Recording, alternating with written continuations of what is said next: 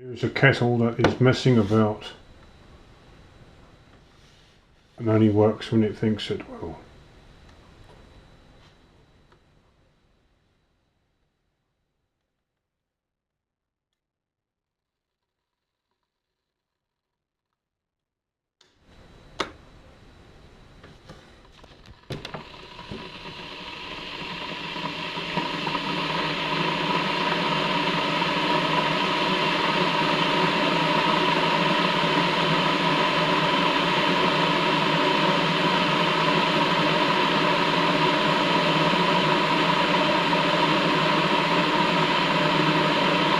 We have now seen that it has